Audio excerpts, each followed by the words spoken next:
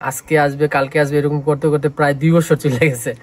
তো এখন আমিও ধৈর্য হারাই ফেলছি যে আমি আর যাবো না, ওটা জমা দিতে যাবো না। বললাম যে ভাই আমি আর যাবো না, আপনি এক কাজ করেন, আমার যে টাকাটা দিছিলাম এটা দিয়ে দেন, আমি দরকার অন্য একটা মিডিল ইস্টে চলে যাই। আর কিছুদিন পরে আমাকে বললো যে ভাই তোমার তো ইন্ডিয়ার অ্যাপার্টমেন্ট ডেট আইছে, আপনি 17 দিন পরে আল্লাহ দিলে আমার ভিসা পাই, আমাদেরকে আরো 1000 ইউরো টাকা 1000 ইউরো বেশি দিতে হবে। তাই বললাম যে আপনার সাথে কথা হয়েছে যে আপনাকে কেন 1000 ইউরো বেশি দেবো, আপনার সাথে কথা হয়েছে, আপনাদের 8.5 লাখ টাকা কন্ট্যাক্ট হয়েছে, আমি আপনাকে 8.5 লাখ টাকা দেবো। তো হ্যালো গাইস, আসসালামু আলাইকুম। আমি আছি মাইনুর, আপনাদের সঙ্গে। আপনাদের সবাইকে স্বাগতম আমার এই স্বপ্নের ইরোবদা ইনফরমেশন চ্যানেলে।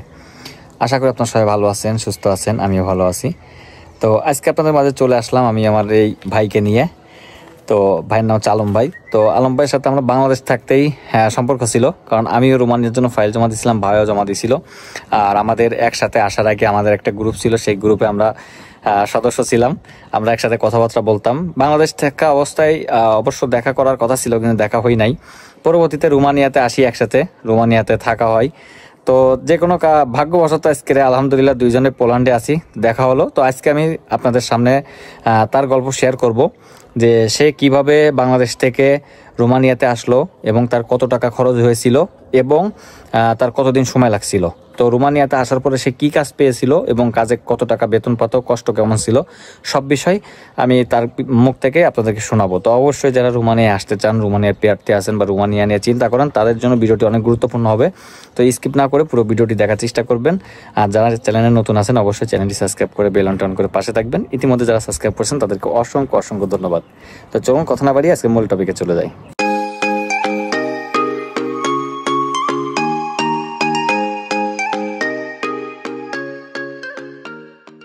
তো আসসালামু আলাইকুম আলম ভাই, কেমন আছেন? ওয়ালাইকুম সালাম ভাই, আলহামদুলিল্লাহ ভালো আছি। আপনি কেমন আছেন? জি আলহামদুলিল্লাহ, আমিও ভালো আছি। তো আপনার সাথে বাংলাদেশ থাকা অবস্থায় আমাদের গল্প হতো, কথা হতো। তো আপনার একসাথে রোমানিয়া আসছিলাম। তো ভাই, আপনার বাংলাদেশ থেকে রোমানিয়া আসার যে জার্নিটা, আপনার কত টাকা খরচ হলো বাংলাদেশ থেকে রোমানিয়া আসতে, এবং আপনার কতদিন সময় লাগলো, এবং আপনার মনে করেন যে যেই পিছনে গল্পটা আছে, এটা আজকে আমি আপনাদেরকে আমার এই দর্শকের জন্য আপনি শেয়ার করবেন। তো টোটাল বিস্তারিত একটু বলেন। এটা একটা বিশাল বড় গল্প। ইউরোপের জন্য যারা ধৈর্য ধরতে পারে সে ইউরোপে আইতে পারে। জাস্ট আমি প্রায় 2.5 বছরে ইউরোপে, আল্লাহর মতে আমি ইউরোপে আইছি। যখন আমি লাইন দিয়েছিলাম ইউরোপে আসার জন্য রোমানিয়া, তখন আমার এক এলাকারই এক ভাই উনি বললো যে ঠিক আছে, তুমি আমার মাধ্যমে রোমানিয়া যেতে পারবা। তাই আমি আর অনেক জায়গা যাচাই বাছাই করলাম, করার পরে দেখি না, আমি বললাম যে না, আমার এলাকার ভাই যদি কিছু হয়, আমার বাইরে আমি ধরতে পারবো, অন্য এলাকার লোকের কাছে দিলে তো মনে করো টাকা পয়সা জমা দিয়ে যদি কিছু হয়, তাই আমি দেই নাই। তাই পরে আমি দেওয়ার পরে আমার বলছে যে আমাকে 50,000 টাকা অগ্রিম দিতে হবে আপনার পাসপোর্টের সাথে। তাই আমি বললাম ঠিক আছে, সমস্যা নেই, 50,000 টাকা দেবো। তাই আমি 50,000 টাকা দিই, পাসপোর্ট দিই। দেওয়ার পরে প্রায় 7-8 মাস পরে আমাকে রোমানিয়ার পারমিট দেয়। পারমিট দেওয়ার পরে দেখলাম যে আমার পারমিট পাইছি। আমাকে বললো ঠিক আছে, আপনি পারমিট পাইছেন, এখন আপনি এক কাজ করেন, একটা ইন্ডিয়ার ভিসা করে রাখেন পাসপোর্টে, যদি কোনো সময় যাইতে হয় আপনার ইন্ডিয়াতে ভিসার জন্য রোমানিয়ার। তাই আমিও আমার এক এলাকার বাইরের কাছ থেকে জমা দিলাম আমার পাসপোর্টটা দেওয়ার পরে ওই ইন্ডিয়ার ভিসা লাগায় দেওয়ার পরে আমি পরে আর ইন্ডিয়া যাইতে পারি না। ইন্ডিয়া যাবো কিভাবে? বাংলাদেশে নাকি রোমানিয়ার কনসুলার টিম আসবে, তাই ইন্ডিয়ার যাওয়া হয় নাই। আজকে আসবে কালকে আসবে এরকম করতে করতে প্রায় 2 বছর চলে গেছে। তো এখন আমিও ধৈর্য হারাই ফেলছি যে আমি আর যাবো না, ইউরোপে যাবো না, এতদিন হইতেছে যাইতে পারতেছি না। পরে যাই কনসিডার টিম আসবে বলে আর আসে নাই। একবার তো আসছিল, কিন্তু আসার পরে কি একটা গ্যাঞ্জাম হয়েছিল, হওয়ার পরে তো আবার ওরা কাউরে না বললে চলে গেল, ইন্ডিয়া ব্যাক করার পরে যাই হোক আমি হাল ছাইরা দিছি যে আমি আর যাবো না, বা এতদিন ধরে আমি ঘুরতেছি, আমার ব্যবসা ছিল, আমি ব্যবসাতে মন ছিল না, ইউরোপে যাব কখন। যাই হোক পরে আমার যে প্রতিবেশী ভাইয়ের কাছে যে পাসপোর্টে জমা দিয়েছিলাম, ওনাকে বললাম যে ভাই আমি আর যাবো না, আপনি এক কাজ করেন, আমার যে টাকাটা দিছিলাম এটা দিয়ে দেন, আমি দরকার অন্য একটা মিডল ইস্টে চলে যাবো। না না, আপনি জমা দিচ্ছেন যেহেতু আমার কাছে ভাই, আমি আপনার বিষয়টা করে দেবো ইনশাল্লাহ, আপনি ধৈর্য হারা হবেন না।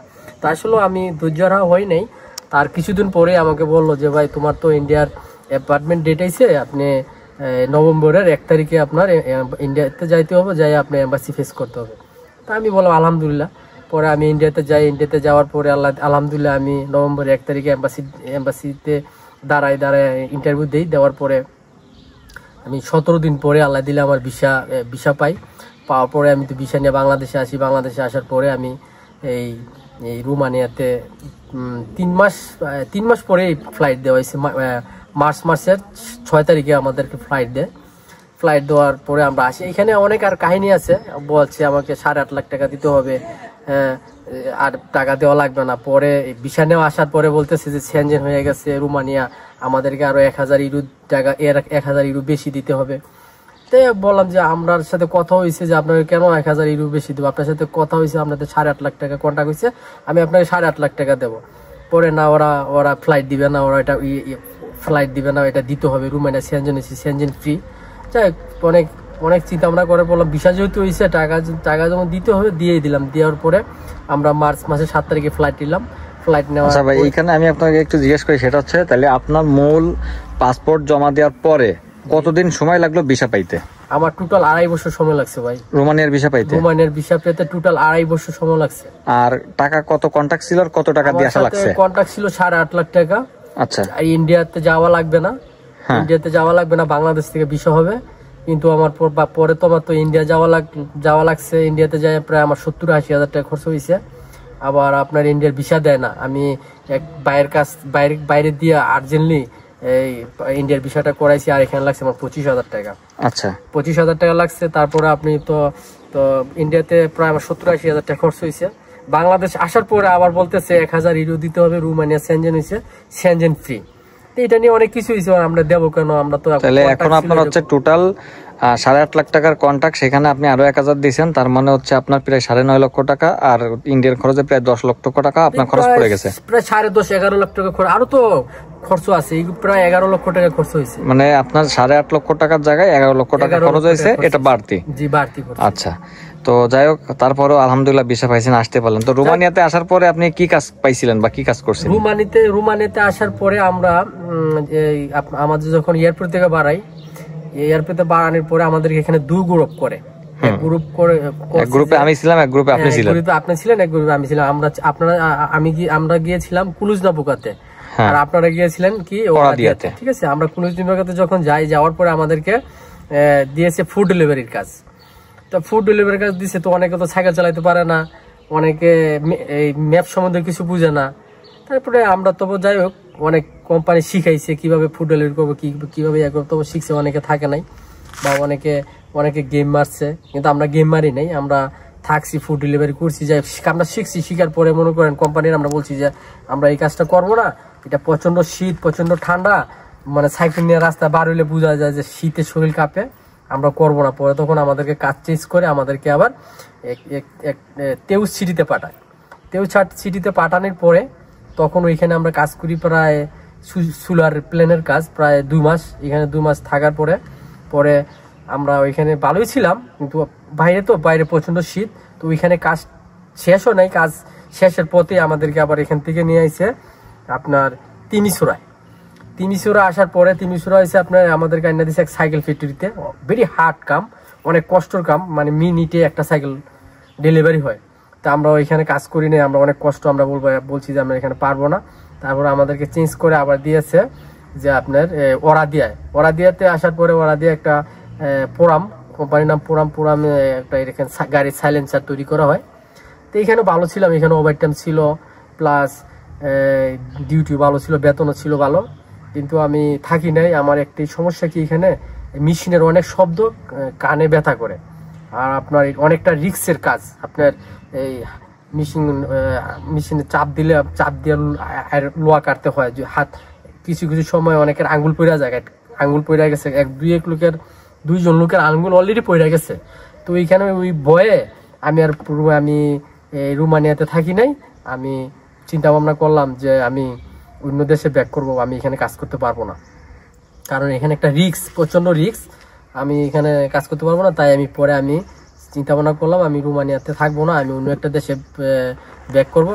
আমি ডিসিশন নিলাম যে আমি এখন এইখানে হচ্ছে আপনাদেরকে আমি একটু, তো এইখানে হচ্ছে আমি আপনাদেরকে আরেকটু বাড়াই দিলাম, সেটা হচ্ছে এই পরবর্তী যে গল্পটা, যে আমার ভাই রোমানিয়ার থেকে যখন চলে আসলো, এখন সে পোল্যান্ডে আসলো নাকি এর আগে আরো কোথাও কোনো জায়গায় গেছিল, তো এই পার্টটা আমি দ্বিতীয় পার্টে করব, কারণ অলমোস্ট এখানে 10 মিনিট হয়ে গেছে।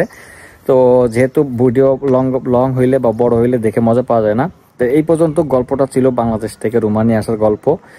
কত টাকা খরচ, কত মাস সময় এবং রোমানিয়াতে কি কাজ, তো সবই দেখতে পারলেন। তো অবশ্যই পুরো দ্বিতীয় পার্ট দিব ইনশাল্লাহ, যে ভাই এখন পোল্যান্ডে এসে কি কাজ করতেছে, কেমন আছে, কত টাকা বেতন পাই, তার ফিউচার প্ল্যান কি।